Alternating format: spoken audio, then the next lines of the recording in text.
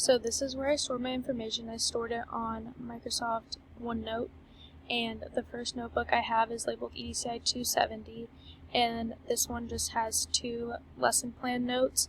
So the first note is over the food chain, and I have a few videos and articles attached, and the second one is over the water cycle, and again, same thing, I found some videos and articles to attach, and I also created another note that was just a link to the lesson plans I created. So these are all empty, but just thinking of like my kids, and I think they could use that. And then the second notebook I created is called Online Teaching Tips. So the first note is tips, and I took from this article and summarized it, and just for some basic tips for teachers teaching through COVID.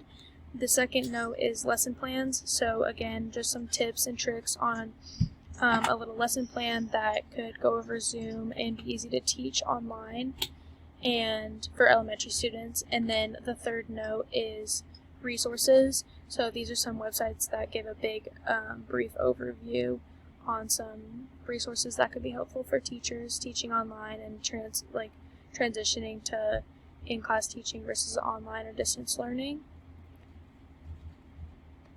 And that is all.